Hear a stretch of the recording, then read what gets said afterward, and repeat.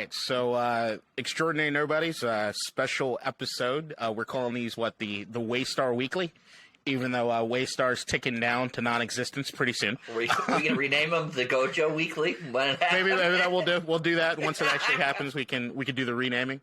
But we just it is Monday as we're recording this. How many times we just watched yesterday's episode, season 4, episode 2, Rehearsal. How many times have you watched it so far since last night? Just twice. Once before this podcast, 2 hours ago, and once obviously last night when it came out. So I watched last night. I was really late getting home, but then I did watch, or at least I got most of the way through, but I was distracted through certain portions of it. But I know as soon as this is over, it's going right back on in the background. HBO Max was on the big TV in front of me. It's just going to be on a loop, you know? I did fall asleep watching The League last night instead of Succession. I thought about Succession. The League is an easy one to fall asleep to. Yeah. No, it's easy going stuff, right? All right, so another episode down. What I wanted to do was we'll do the little plot summary. I'm just going to read what the Wikipedia page says, and then that'll set us up for what it is we want to do and how it is that we're going to go about this. All right, so Rehearsal, Succession, Season 4, Episode 2. After Shiv discovers that Tom is following Logan's playbook, she, Kendall, and Roman consider backing Sandy and Stewie's aggressive play on the Matsson deal.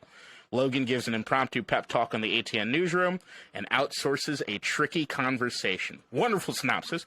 As far as I like the dramatic reading. It lagged a little bit in the middle, but it started strong and ended strong. Next week we'll have dramatic the whole way through. Nobody remembers the middle. Nobody remembers the middle. The middle. From the end, all right? That's what you got to do. That's the entire point of that, right? All right, so we want to go through, so that's the plot summary. I mean, spoiler alert, you shouldn't be watching this if you haven't seen the fucking episode. But we want to go through our thoughts on this. We want to go through some of the best scenes and then crown the best scene of the episode. I think we're in agreement there.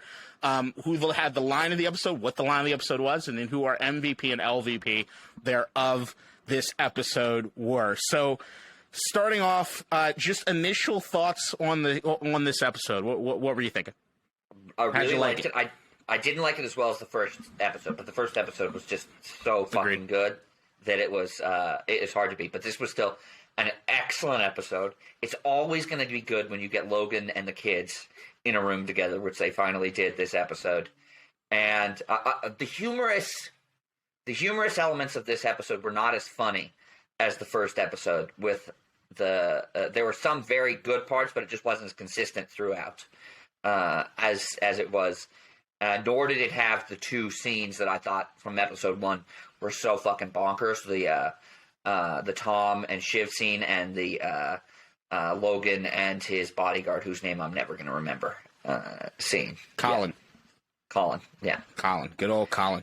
His best friend, his best bud, best pal, that he right? pays to guard, physically protect him. Yeah. It's all great. I'm in full agreement with you. I mean, this episode didn't have the same fire that the first one did, but I also think always part of that is when, even though we both did rewatches of the series recently, you're so excited. There is this sort of when you're so excited, new content, new jokes that you don't see coming, and they hit just harder. But I think episode 2, as we're about to go through the scenes, I think what ends up happening is that I'm excited about this in the sense of where it is that the places are being placed on the chessboard. This was an episode. One, I think, moves the needle in very interesting directions. Yes, 100%. But I think that a big thing of this, and listening to God damn it, what's the maker of the show's name? Jesse. God damn it, why am I blanking? Who's the maker of Succession? Jesse. I can't remember his Armstrong. I always want to say Ferguson for some reason. Fucking Jesse Armstrong.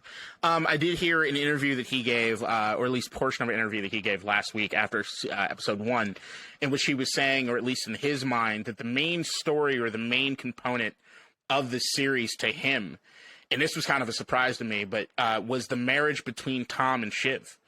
And the idea of me, and I've been trying to narrow down exactly what that means, and I think episode 2 kind of brings that more to light, at least what's going on in my head with it, which is that we're getting into the motivations and trying to understand or comprehend the motivations of what people really want.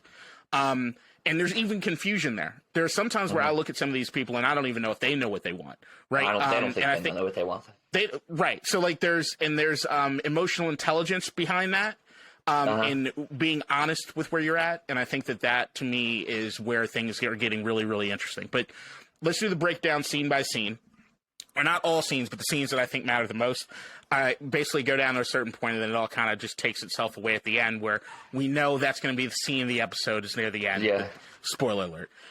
But we start off. What we have. Logan is at ATN. Tom is gets the word as he's leaving from Greg that Logan is walking the floor, looking like if Santa Claus was a hitman. Was or the shark from Jaws. Yeah, if Jaws was the shark from Sharks. If the people Jaws ate worked for him, yeah. If Jaws' victims worked for him, yeah, and that was hysterical. From Greg and Tom. And the Jaws, awesome. The Jaws comparison was so apt, right? Because it is. He's like stalking them. 100%. The stand, him and Tom standing over the guy, one email. Don't strain yourself. Don't overexert yourself. Yeah. But then the moment of that entire scene comes with Logan's fucking speech, right? Which is that was batshit insane. That's like It's like I am putting my flag in the ground and we're going full fucking fascist conspiracy theory. Batshit is insane. 15 equal to 40, pal? Is 15 equal to 40?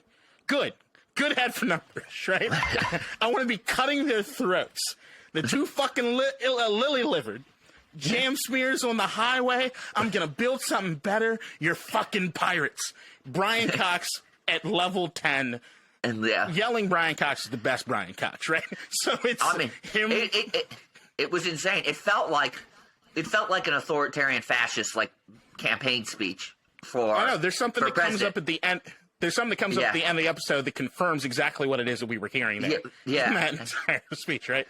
But it's just that scene is incredible. So good. And you see, there's a throwaway thing that happens in that scene to me that I know nobody's going to be talking about, but I found it fucking hilarious because I'm drawn to any time that Tom's on the screen. If it's Tom and Greg together, I just know it's going to be amazing. Are you talking about the awful one?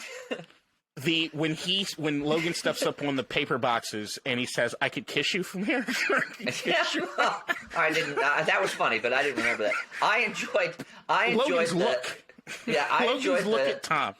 Yeah, I enjoyed the line from Tom to Logan about what's her name doesn't tend to stay late during opera season. It's just such an asshole dig from Tom. And then Sid shows up immediately. Sid shows right up. Oh, I didn't know. I didn't know you're here. I was busy working, right? Social secretary. Yeah, that whole thing. Logan, you could tell Logan's going to be way too involved. They are fully pulling out all the Rupert Murdoch stuff right now. Yeah, they're way too involved. He's going to full Murdoch. Full Murdoch, full conspiracy theory down the... You can tell from his speech, he's going, everybody knows it, but they're not saying it. I'm like, okay, we're going full conspiracy theory racism. Just wet the full fucking tilt. It was awesome, and you see just sort of the chess pieces being moved as far as an ATN. There's some stuff that gets brought up in later on the episode about what it is that Logan wants to do with Sid, and there's some stuff that we'll get into in the very final scene. But the Logan speech I thought was just a hell of a moment. I didn't know how they were going to top that as far as the episode, and they might not have topped that as far as from an energy standpoint in the episode, but it was. To see Logan doing the full Logan was just amazing to see. Sometimes you just need a refresher on just what Logan can be, right? So that we also have, in between that, I mean, before that scene actually happens, you have what Shiv finds out that Tom has polluted all the lawyers in New York and everything. Some smaller stuff happens. But beyond that, after that scene, the next one that I really go to is the helicopter pad or the tarmac. When Logan has called ahead to make sure the helicopter is not going to take them to Connor's rehearsal. We get the first talk of the negotiations as far as what Shiv wants to do with Stewie and Sandy, as far as the pushing back or having them fight, not giving the vote for the sale so that they can try to get some more money out of Mattson, and the immediate shutdown from Kendall and Roman on it, not even wanting to do anything. But there some great character moments in that scene too. Yeah, I enjoyed Kendall with figuring out that the dad was fucking with him, and then as the helicopter's taking out, what does he say? Fly away, Daddy, as he waits. Bye, Daddy. Bye-bye, Birdie. Bye-bye, Birdie. He says, bye-bye, Birdie. Bye-bye, Daddy. Fly away, Daddy. I'm just laughing hysterically at those lines. And yeah, and it's so good because it so clearly shows that the Roy's children motive at this point is not so much to be successful on their own. They want to screw their father. Like, Shiv, she starts doing this nonsense after she finds out that Logan advised Tom on the divorce to fuck her with the divorce attorney. It's a Logan Roy move. A Logan Roy move. Exactly. She figures out pretty quickly that Tom wouldn't do this on his own. She figures out that Logan was the one who put this forward. And yeah. And so then that, and then the funny moments, and of course Roman in traditional Roman fashion, threatening to spend several $100,000 to ruin the life. I will spend several $100,000 to ruin your life. I will set aside several $100,000. But my favorite thing is the ongoing joke about with Roman making fun of Kendall being a Buddhist. Yes. Hey, Buddha, nice Tom Fords. Tom Fords, yeah. Which is great. Well, later on the episode, he does, if I kill a Buddhist, do I become a Buddhist? Do I get reincarnated as a Buddhist? Yeah. Which is great. I like it because we all know Kendall's a fake Buddhist. Yeah. Exactly, yeah. Yeah, and so 100%. It's funny. And we all know he's an Instagram, Buddhist. Yes, that's what I get. He's an Instagram Buddhist.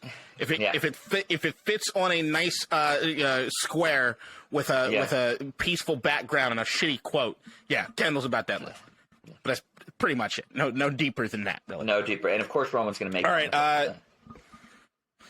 Yes, and then we go to another scene, which brings another thing that's a through line through the episode, which we'll talk about a little bit. But Logan meeting up with Hugo and Jerry as they're watching Carrie's audition tape. So bad. To be an anchor on ATN. Which is great. Great Hugo moment in there. Yeah. Hey, Hugo, why don't you pull up everything? Nope. Nope. It's not working.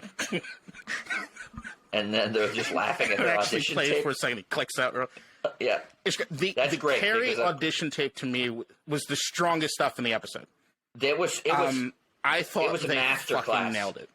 It was a masterclass in showing both the audition tape itself is so bad that it's actively funny, and then showing all the characters' reaction to it, and then their sheer terror at telling Carrie or Logan about how actually bad it is. It's like you see so clearly without the children that Logan's just surrounded himself with yes men and women, right? Just complete yes men and women, right? Well, it's not even about that. I think Logan himself knows that she's probably not good, but he's fucking her, and he wants to make sure. Oh, you're right. And Logan may be looking. You're right. Logan may be looking for an excuse not to, but Logan can't be the one who delivers the order. So it backfires on him that he's surrounded himself with yes men because they can't figure out that what he wants is in fact a no in this situation. Yeah. That's precisely what's happening. Is that nobody wants to piss him off enough that they have to be the person responsible for. But then there's also Carrie's turned into. I mean, if you really look at it, every female figurehead that Logan's kind of had next to him has been a bit of a firecracker, right? Yeah. And he's had to, in some sort of circumstances, always either pay them off or, as we learn in later on the episode, institutionalize them to get them off. Because I mean, there are moments that Carrie was even like when they find out that the kids are potentially going to try to put the kibosh on the Gojo deal, at least immediately for the rebidding. And Carrie, hey, do you need me to call them? Do you need me to go off on them? Do you need me to do this? Do you need me to do that? And then even another scene that comes out later where Carrie doesn't remove herself from the room, you can tell she's fully in, right? So there is a fear factor there, and it gets brought up again. We know what's her name? Marcy was a power player in the earlier seasons, and she was the one who decided to get divorced. She's in Milan's shopping forever. Shopping forever.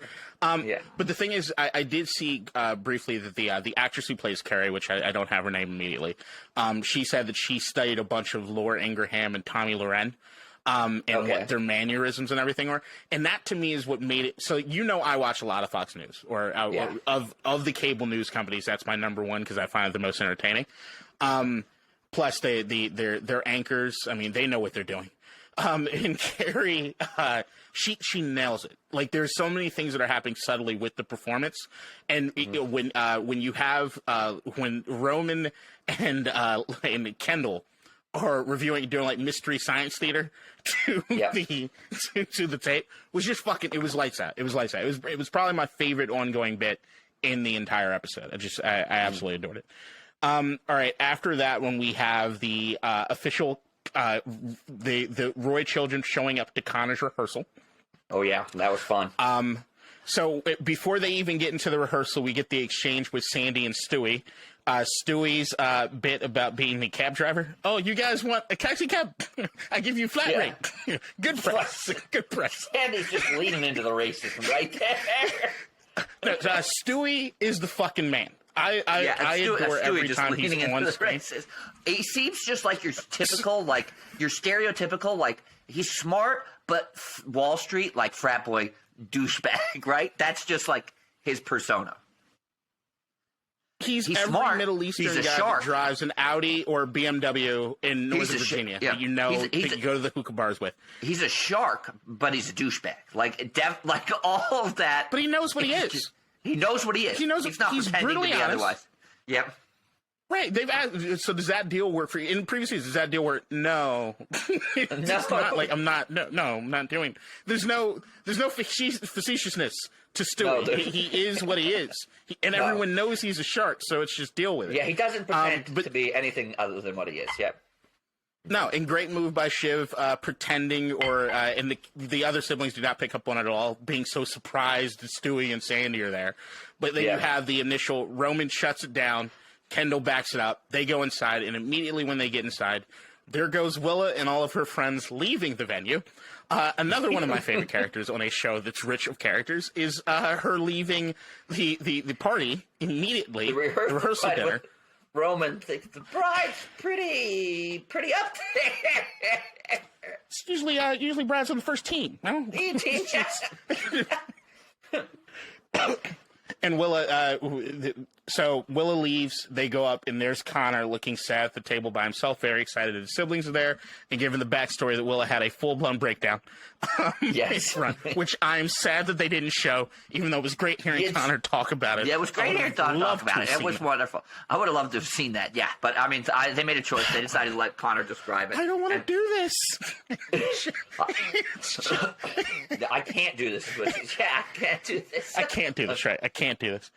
It's so fucking good. Everything is just they're hitting 1,000 miles an hour. Every time that the siblings are on screen together, it's just turned into something really, really special. And especially after last season, where like you had the first two seasons, Connor's really just the punchline. Just he's the whatever kind of off doing his own thing. And as the show has gone on, he's been more and more involved. And I adore scenes with Connor, but I adore scenes with Connor even more when you have the other Roy children there and they're all playing against each other. Because you feel sorry for Connor in some ways, but then you don't feel sorry for Connor in other ways because he's just not involved. But he's not a complete idiot, and you see that he does have a lot of emotional intelligence, even though he's one of the more in touch with his emotions of the thing. He's not that bright. He's pretty delusional. He's out of touch. Yeah. I'd say he's out of touch. I don't think he's an idiot. I just think he's out of touch. He doesn't know what real world anything is. I mean, even when he decides that they want to go do something else and he wants to go to a bar, and how does he describe it? He wants to go to a place. Experiment gone wrong. I want guys that work with their hands and work with grease, and they got grease in their hands and blood in their hair. It's like, what? He doesn't know how to describe normal people. And Roman's there with it. Sounds like a medical experiment gone wrong. When they to skip ahead just a little bit, even when they go to the bar and it's just what do you want? Anything, any kind of beer, just not a Hogard. Any kind of beer a normal man would drink. A Belgian wheat beer, but not a Hogard. Not a Hogard. It's just Connor's out of touch, but the banner and the back and forth there. And the thing to me at the rehearsal dinner more than anything else is you see Shiv is doing everything she can to get them to start talking about the deal, and they get the topic of conversation on that. Yeah. Very terrible job. But Kendall, while Kendall's kind of being back up there to Roman, because you can tell Kendall is aloof Kendall, right? But Roman knowing that they have to be there for their brother and making sure that that's something that's known, like, hey, he's going through a rough patch, even though he's the meanest of everyone as far as what he's saying. So mean, but he understands that they need to spend time with Connor, because Kendall's like kind of indifferent. Shiv wants to get the fuck out of there and just abandon Connor to his woes, so she can discuss what's important to her, which is the fucking over Tom, Logan, and by extension Tom, for the divorce attorney stuff. But that's where it's Roman has officially turned to my favorite character. I think this season, in the first 2 episodes, he's overtaken Tom for me, even though I still love Tom. It's just Roman's ability to understand who he is, more than any other character on the show, period. He knows who he is, and he knows his shortcomings to a certain degree. But even with that and the trauma, there is still an ability to revert back to young Roman with all the trauma and the issues and not really getting past it, which is what most people do. Like, even if you're self-aware, you still have to do something with self-awareness. He's still not there all the way, right? No. He's self-aware, but he's still self-aware. He's self-aware, but he's only achieved the self-awareness state. He hasn't moved to the actual productive change in himself or his circumstances. And so that scene's great. And then we go to the bar. We go to the bar. In between that, you have Tom and Greg discussing Carrie and the plan of attack on what it is they're going to do as far as Carrie. But it's a very funny scene. It's not hugely important. It's funny, and it follows the through line as far as what's happening with that. We'll talk about this before we go to the bar. Let's finish the Carrie stuff up, and then we'll go back and finish the stuff with the Roys. So you have Greg and Tom. They're discussing Carrie and the point of attack and what they're going to do. Greg, needing to prove himself or do this, that, and the other, accepts the bitch work of being the guy to do it. And then, which to me is probably the second best scene in the episode, is Greg talking to Carrie. It is one of the most awkward, worst jobs I have ever seen of saying no to a person. I don't think it was to be done. I don't think it could have been done more poorly than Greg did it. And it was hysterical the whole way through. No, he loves, well, there are some hand movements, the arms. This focus group, can I see it? It's private. No. What if Logan asks for it? It's private. From the CEO? Yes. If I find out this focus group is wrong, I'm gonna cut you like I'm gonna spread you like string cheese. I'm gonna put you like string cheese. It's so great. The ramifications of it afterwards, where Carrie leaves to go into the room with Logan, and you could tell she's shell shocked from it. It was the first time that she's getting kind of shut down at all now that she's been on Logan's team. And Greg at the end, the job is done. The job is done. Even though it fucked up, he got the point across. He did exactly what it is he needed to do. As far from Tom, mission accomplished. He gets to walk away. That's it. Let them figure out the rest of it. He did the worst possible job, but she got the message that she can't be an anchor. He did somehow get the message. He pulled it off. Through. Yeah. He did somehow pull it off. Greg coming through with a win, because as of this point, anytime, because she's not going to talk to Greg anymore. She's going to need to talk to Tom. She's going to need to talk to Logan. Yeah, for sure. Right, and she's not going to bring it up with Logan right now. Like, she had opportunities to do so. She's not going to. It's just not going to happen. All right, so that's it as far as the Carrie stuff goes. But now we go back to, they have moved from the rehearsal dinner to the bar, which is just that whole stuff. Like, I tried to figure out, like we're going to do what the best line was, but Roman is spitting so much hot fire. He's like dialogue. There's no way to. Maybe she got settled on another man's dick. No, don't worry. Just a much bigger, harder, younger. Or maybe with the dry cleaner line, she's going to clean that. Super sticky. She's at the dry to clean her panties. Oh, no, I'm sure it's not yours. I'm sure yours is extremely washable. Washable. And that's all going down as Kendall gets the call from our boy Mattson and goes outside to take the FaceTime call.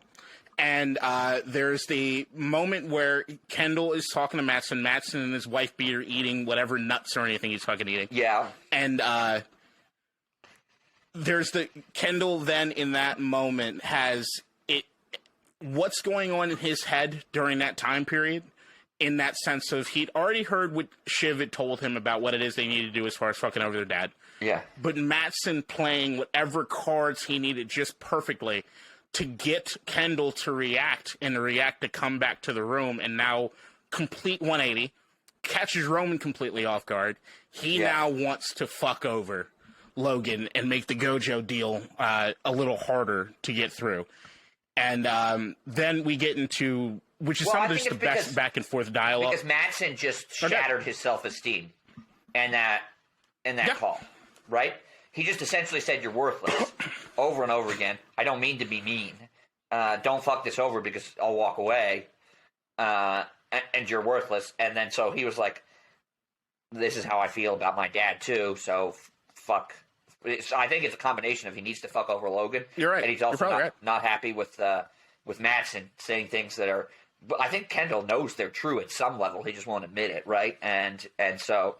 It brings up all the daddy issues, right? When Mattson speaks to him like that. 100%. And then they go up, and it's back to the European vacation, which is they are beating up on Roman to try to get him to acquiesce to what it is they want to do now.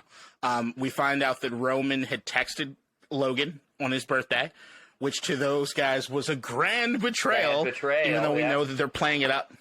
We know that they're playing it up to make Roman feel bad. It's all and Roman calls it out. He knows what they're doing. He just can't help himself. But he is the closest thing you're going to see to a beaten dog. He's a dog that got beat too goddamn much, right? And you can beat him in the submission. Like, Roman has had the most clear head of any of the three through these first two episodes as far as what it is they need to do to move on, right? Straight line, this is what we need to go do. Don't fuck over Dad. If we're going to fuck over Dad, don't overpay for Pierce. Now, don't fuck up the deal that's going to net each of them like between $2 and $3 billion bucks.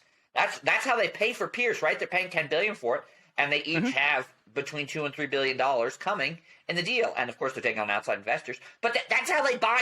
That's how they get their fucking legacy media company. Is the deal going over?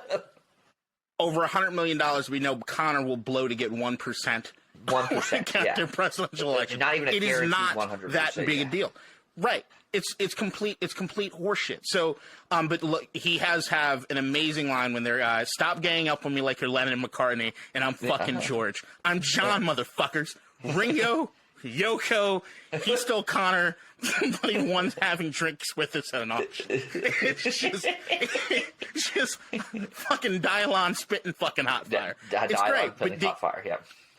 But we do get to the point where you could just tell Roman is getting beat by them enough that he just doesn't even want the conflict with them. So he's like, all right, well, fuck it. Yeah, he's conflict adverse. And now we got he's conflict adverse, but he has absolutely made the most sense of anybody there in the episode's last 2 weeks. So then we finally have the guys let Connor make the choice on where they are going to go, which is to the karaoke bar, which I have to say, as a karaoke aficionado, I need to find this fucking place. That looks like a really fucking nice karaoke bar. Yeah, it's probably out in LA or something. Fucking private room. Yeah. I mean, so I'm guessing it's New York. They shoot a lot of the shit in New York, but I thought they do. Maybe not. That's the thing. This show, they could easily not shoot it in New York if they didn't want to. Yeah. But yeah, I need to find that place because that fucking room looked insane. And I did love, although I was not familiar, I should have looked up what song Connor was singing. I didn't know, even though he desperately wanted to sing Desperado to everyone's not wanting him to. But I loved, as they're walking to the room, somebody's singing Wonderwall. Which is just such a stereotypical fuck karaoke song. Yeah, karaoke just song. Little moments like that just make me feel great. It's great. And and then that scene, that's the scene of the episode. When they get there and Logan arrives. When they're getting there and they're just shooting the shit. Yeah, so Connor rats them out. We find out at the bar. Connor's ratted them out. Because, I mean, going to impact his money too. He wants to get out. He needs his money. He needs his money. So Logan shows up with Carrie and Colin. Colin stays outside. Carrie does not leave the room.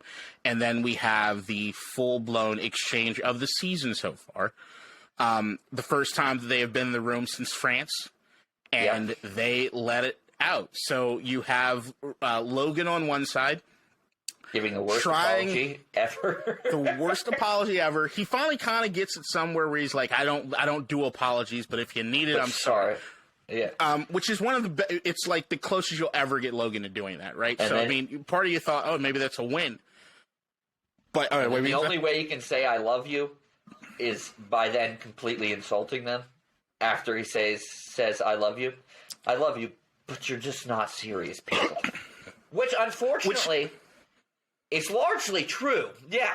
It's 100%. But he doesn't realize a big part of the reason they're not serious people is because of him. Yes. Right. But there's a part of me that, like, I think he might understand that, but his reasonings for why that is, I think, are wrong, right? He thinks the only reason they're not serious people is because they were born with money. He thinks they were born with money, and he thinks he coddled them the entire time. He coddled them, which is not true. He was a fucking awful father, a terrible father, and that's the reason why they're. Look, don't get me wrong. It's tougher to become a serious person if you come from wealth, because you don't have to become a serious person, right? To get by in life. You don't have to. You have plenty of money. Right. But there are plenty of people who come from wealth who do become serious people. And see, these kids didn't clearly in large part because their home life was so fucked, and Logan was such an asshole and abusive and just everything, and non-supportive, abusive and absent and all that stuff for their whole lives, childhoods, and clearly adulthoods. So, yes. Yeah, and it polluted every relationship that they have. Everything is considered to be whether or not it's a real relationship or transactional. Because if you even look at, like, it's one thing that you have the relationship you do with your dad, but there's also the moms for all of them. Like, this is the first time that I've heard, I think that there's a throwaway line in an earlier episode in a previous season, but to hear about Connor's background with Logan in the sense of the kids saying, hey, you're going to neglect Connor, just stop paying attention to Connor, have his mom institutionalized. We all know Logan's relationship with the other kids' mom. It's extremely transactional. We see the same thing with Carrie. We see the same thing with Marcia. Marcia. I said Marcia. I think you're pronouncing you might be pronouncing it better. But even beyond that, you see that how that's polluted them. Like, you see Shiv's relationship with Tom turn into something transactional, into this motley crew of they're not even sure how to process real feelings, right? Like, Tom at certain moments have real feelings. I think Shiv has real feelings, but she doesn't even know how to process them. Like, if you look at the end of the last episode, when Shiv is not trying to end the relationship. Anybody that's been in a relationship with a crazy enough, I'm not going to say woman, but a crazy enough partner knows that at moments like that, they're not, and I think Jesse even talked about this a little bit on the episode, or in the podcast, is that it's not about ending it. It's they want to see you fight. And the thing is that you get to a certain point where you've lost that fight. You don't want to fight anymore. It's not, you don't even know if it's worth it. Like, you've done so much to me that now you want to see me fight for this, but you've done everything you possibly could to not make me do that. And Shiv doesn't even know that that's what she's doing because her relationships have been so transactional, right? Like, she doesn't even know how to be honest enough with herself to tell Tom how she's actually feeling about anything. She just knows from stealing a page out of the Logan book, in order to show you that I care about you, I have to piss you off. I have to make you feel less than. Like, it's the only way they know how to do anything. And the only person that seems to be on the outside of that, at least looking at it in the sense of being able to talk about it, is Roman, of any of them. Yeah. Kendall's a fucking hot mess in every which way, right? Awful. So, like, just awful in that term. You see the relationship that he has with his ex, the mother of his children, and even in the early episodes where she wants to be there for him in certain aspects of things, right? He needs to see something from her. It's not that he just wants her around. It's like he wants something. There's something tangible, almost feels transactional about what it is he wants from that. He wants her to be there for him, when he wants it, not to have that be reciprocated on his terms. Yeah. Always. And you see Logan there.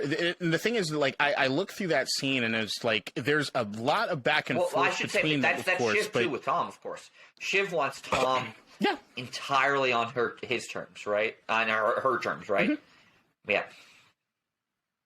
100%. That's why she can have the open relationship. She can do this. She can have she can take over Waystar Royco and not even think about Tom's place in the organization when she knows Tom has been climbing the corporate ladder since well before the show even started, right? Or even be compassionate for a moment in his potential impending incarceration. Like, there's nothing there. Yeah. She doesn't can't give even a talk. Shit, right? Can't even talk. Like to him there's none of that. that. Going to jail. Yeah. Yeah. Can't doesn't talk. want to, and will admit I just don't want to do that, right?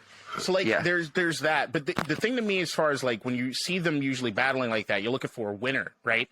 And to me is like overall, I guess you could say Logan wins. For the reason that Roman does at the very end of the episode then go to see Logan, which, maybe there's a minor win in that column. But I'd also say that there's a very good thought process that Shiv and Kendall both kind of win in that too. They did a damn good job of not letting Logan unravel them. They were very stern in that. It was the clearest indication yet that I've seen that at least two of the siblings are completely done with their dad, because they were not nice in that meeting. Not that Logan deserved it, and they were. And then I swear, at the end of the episode, that little smile on Kendall's face as they're driving in the thing. I needed to zoom in. Did you make out who Shiv was texting? No, I could not. Right, I want to make that out. Because she's smiling too. I don't know if she was going to a booty call or something. But yeah, the idea that they didn't break, right? And the thing is, they're right. Like Shiv, as much as I don't understand Shiv's true motivations for any of this right now, other than for Kendall, I get it. Dad. Yeah. Kendall, I get it more, especially after what you explained past the conversation he has with Mattson, right? But the conversation for Shiv is that, like, usually Shiv has more of a two-pronged approach in the way that she does things. Yeah. But, like, is she trying to fuck the deal completely? Is she just trying to say she has some sort of power? Does she really just want them? Is she just trying? She just want to delay it? She just want to piss off Daddy? Does she actually want the $100 million bucks? Just to prove that I still have some power somewhere, right? Power somewhere, yeah. It's not clear. I can't say that those kids are the winners because they may very well have fucked up the deal, which fucks up their plan to buy the Legacy Media Company, which, to be honest, may actually end up being financially better for them in the long run. But it is also clearly not what they want. I do not think they furthered their business interest. They may think that it's worth it. Shiv and Roman may think, Shiv and Kendall may think it's fucking worth it at this point to nuke their Pierce deal, as long as it nukes the deal for Logan as well. Right. Yeah, there's a martyrdom that exists now. For they may be willing. They may be suicide bombers, right? They may be willing to blow themselves up as long as they get Logan as well.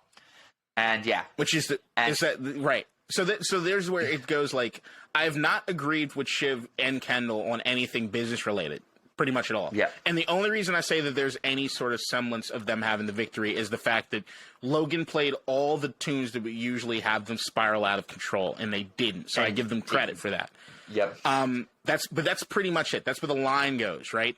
And then another very, very important part, which I know you want to talk about, is the other person who's in the room who's not necessarily part of the debate, but who can pretty much see what is happening with everybody in the room, which is Connor, right? Yeah. And Connor, you guys are love sponges.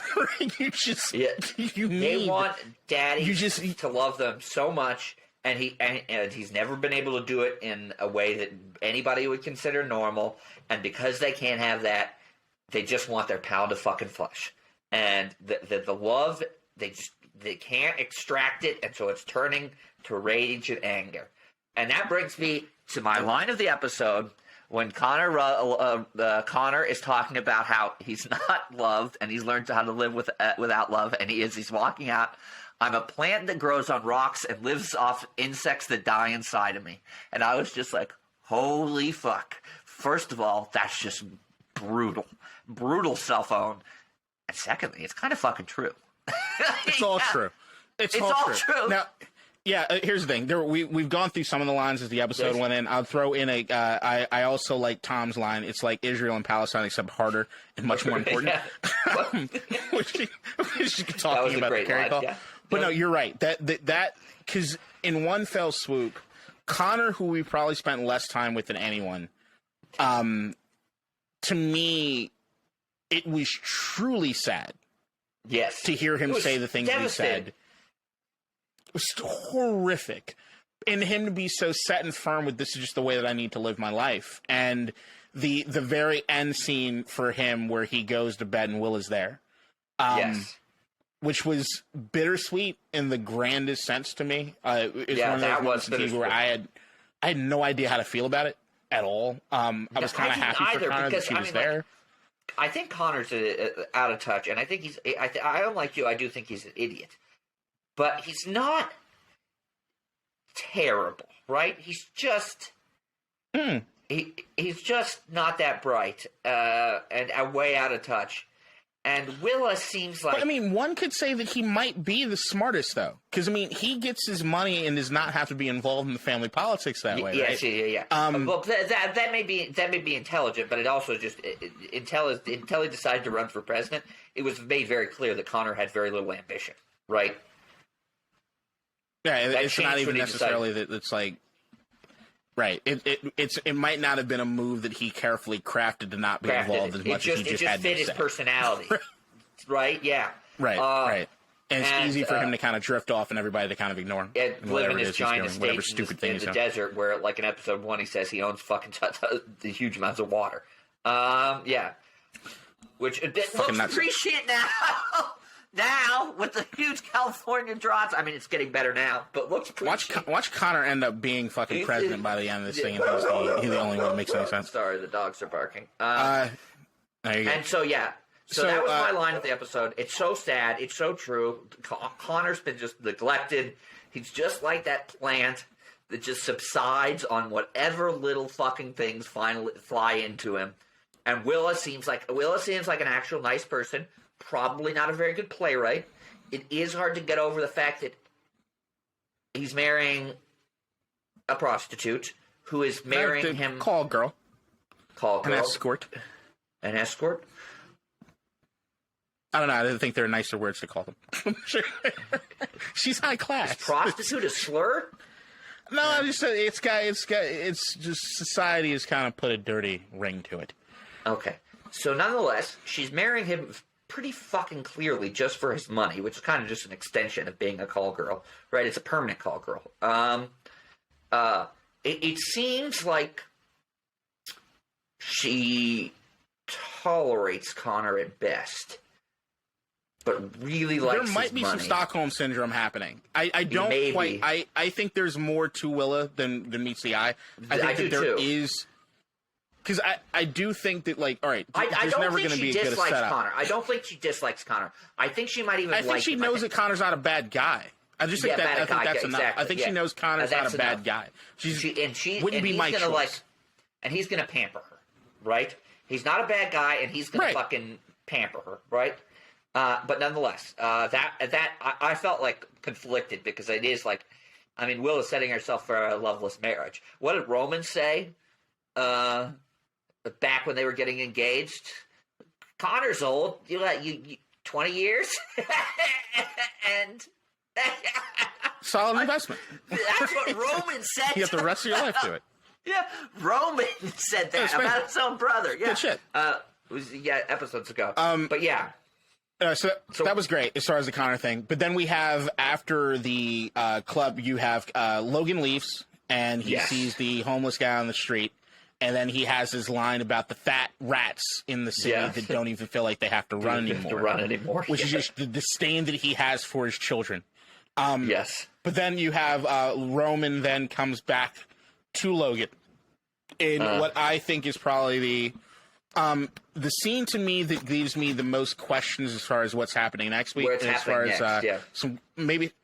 What's happening next is some unanswerable questions that we have going right now. What's the fuck's going to happen at the wedding? So what the fuck's going to happen at the wedding, which is one thing. Did you watch the preview for next week? No, I did not. All right, I have some, but I'm not going to get into it at all. But Okay. the idea that you hear Roman say a couple, like he's trying to convince Roman that he needs to be on his team, and you can see Roman, that's all he ever really wants to hear, right? Yeah. And especially with him right now not agreeing with anything his siblings are doing or their motivation for doing so, I think leaves a really, really interesting standpoint. But there's a line that. Yep. And Roman's like a kick dog, right? He keeps running back, even though he knows he's going to get kicked again. He keeps coming back. Yeah. But I think that the two most consequential things that happen that lead up to that conversation to me is when Logan tells Carrie who he wants there for the Mattson meeting. And he makes it a point to say that Jerry is not invited to go. Yeah. Now, off of initial spec, was there any reason that you had or that you thought that Jerry was not supposed to go? No, I didn't. It made perfect sense once I figured, once he was trying to bring Rome into the meeting. But at the same time, I was just like, why? That's odd. So that to me is my thing is that what that to me is going to speak to a central conflict potentially is so there's that happens. There's also and I'll come back and do a full swoop on both. So there's that part of it that happens that I think is extremely consequential, but is not explained, right? And then you have the also part, which is there's about to be a night of 1,000 knives, which to me is the absolute, okay, you've become Hitler. Got it. After the speech we had, it's just, you've become Hitler. And people that don't know, the night of 1,000 knives is the long knives. Hitler consolidated, or was it 1,000 long knives? 1,000 long knives, right? I think it's. But it was his purge. It was Hitler. It was his purge. It was Hitler's consolidating power. Fascist speech, and now he's discussing how he's going to implement a purge using the term that Hitler did for his purge. It's Hitler completely consolidating power. Now you have, what does that mean? He outright says that Sid is gone. Yep. But what does that mean for Tom? And it sounds as though what he's looking to do is, I think Tom, at least in his head, kind of thinks that while Logan's going to be top dog, he's sort of positioned himself in a way to potentially be the head of an ATM, right? To be the guy who does the programming of this, that, and the other. Yeah. But the way that Logan is seeing it, it seems as though he's about to take Roman and slot him into where it is that Tom is currently. And if Tom does get the divorce from Shiv, what does that truly mean for Tom in a man who only conducts anything business-wise in a transactional way? And while I do understand that Tom, it's a come-up, Tom is not Willa. While they both are people that are not from these walks of life, right? Tom is ambitious. Yes. Tom not only wants the money, Tom wants a certain level of to be able to look back to his family. He needs the prestige, right?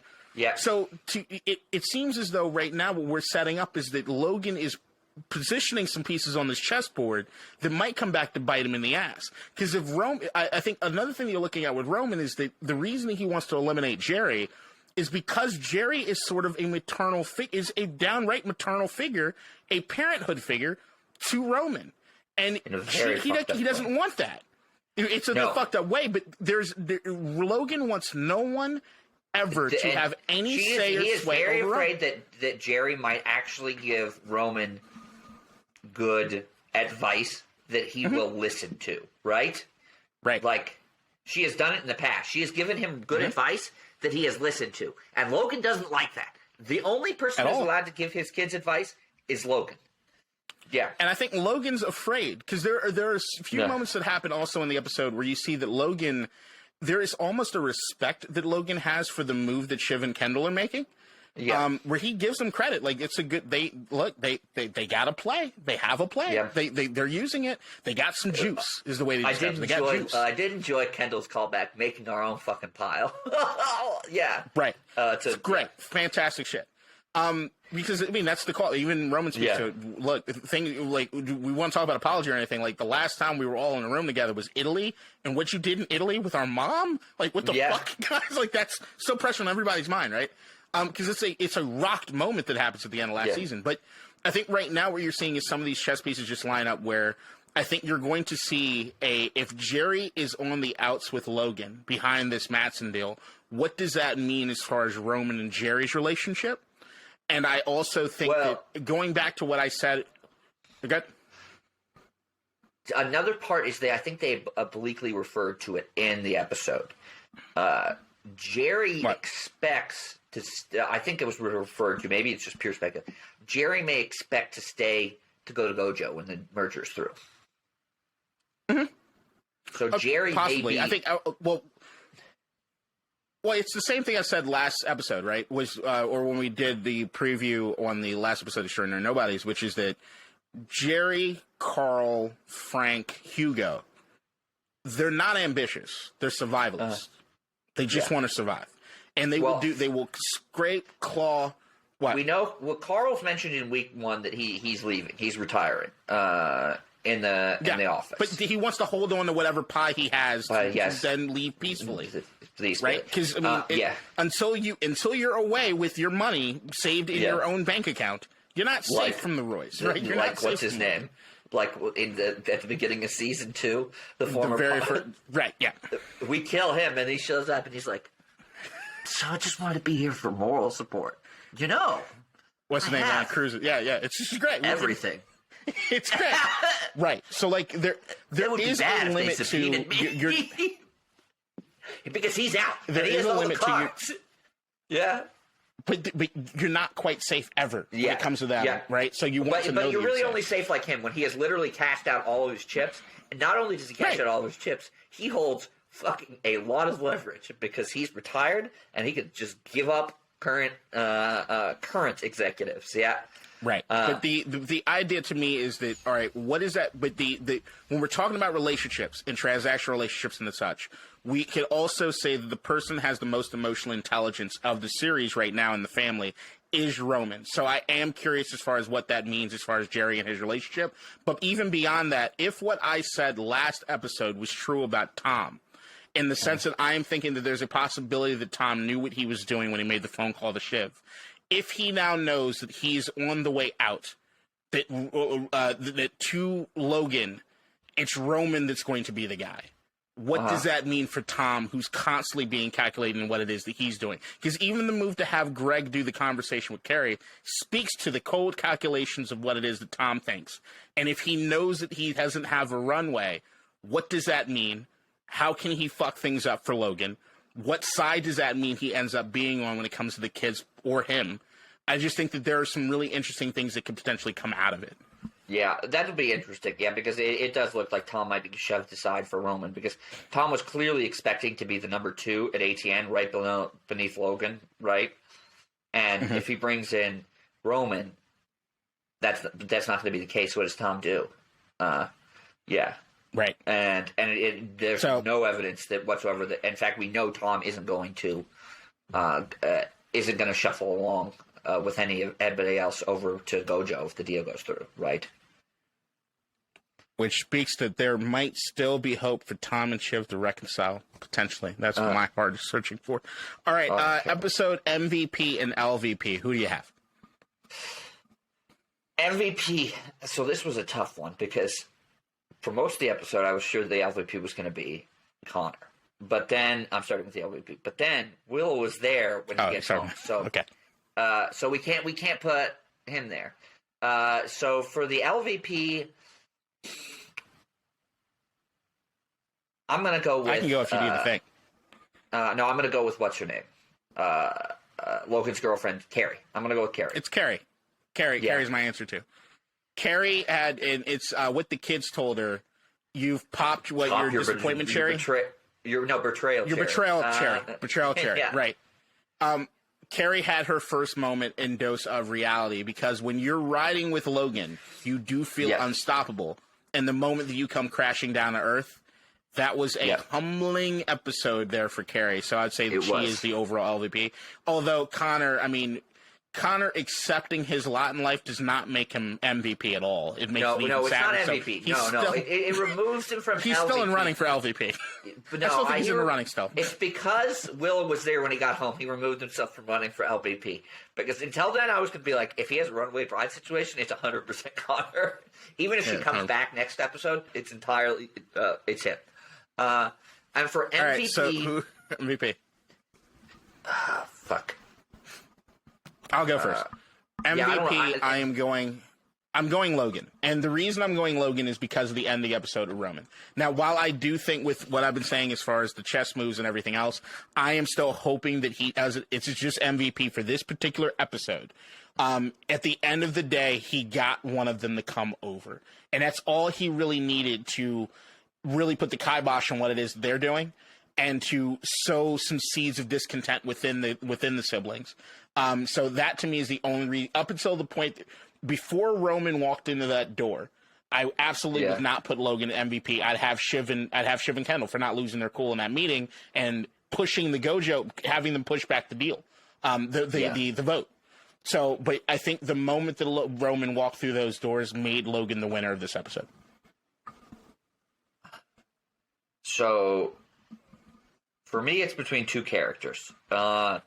Neither of which is Logan. One is Greg for the worst possible not firing, but you're not getting the job speech ever, that somehow worked out for him. And the second is Stewie/Sandy, who seem to have lucked into, because the kids hate their father, an excellent possibility of getting exactly what they want, which is the deal pushed back. So I can't really choose. It's like, one is like a minor personal victory, right? Greg proved he could do something that even though he fucked up the process, the outcome was good, right? And he survived. No, solid. Stewie and Sandy seem to have gotten what they wanted, and I think it's legitimate. I think Stewie and Sandy really want this deal because they want to make as much fucking money as possible, right? I agree. Yeah. And they got it, because they're fucking... The kids hate their goddamn father. That's pretty much it. And they may not get it because Roman may switch, but they got something that they should never have had any business getting, simply because the kids hate their dad. So yeah. So all right. They're closer Before we sign off, one question that I think we'll probably get an answer to next week: who is right about Matsson? What? Do we think Matsson is going to walk away from this? I do. I actually do. But I don't think from... Agreed. I think he walks away, but I'm thinking about it in a meta way. I think it makes the show more interesting if he walks away, which is why I'm saying he walks away. I'm not saying it because it fits with his character and whatnot, because I think it does. But from a meta point of view, I think it makes the show a whole lot more interesting. I'd agree with you on the meta standpoint, but I also think as far as the two people that, in my opinion, that have the most business savvy of the family are Logan and Roman. And if they both have a feel on Matsson in that way, then I'm with them. And Matsson does strike me as a guy that loves chaos. If you're on Twitter on any given day and you see Elon Musk, if you see Elon Musk and the way he operates, this feels Elon Musky, right? Like, it just feels as though he'd do something just to do it. It wouldn't surprise me if he backs out before the papers are signed. And just like, because, I mean, the show, some entertainment mirrors reality. It wouldn't surprise me if they have Waystar Royco, just like Elon Musk, sue Matsson to complete the fucking deal. There we go. All right, this has been the inaugural episode of the Waystar Weekly, which will be the Gojo Weekly or something else potentially. Potentially something else, right? We don't know. It might be the weekly Sandy and Stewie hour. We don't know what it'll end up being. Sandy and Stewie hedge funds, investment. I don't know what they're. Or one of my favorite off characters from episode 1, which was Tellus, the banker. It was Billy Magnuson clone. Clone, yeah. We'll figure it out, but we'll do these weekly until the series is ended, which we'll all be extremely sad about. But until next week. Anything else, guy? Nope. All right. Episode. I Bye, can't everybody. wait for episode 3. Bye-bye.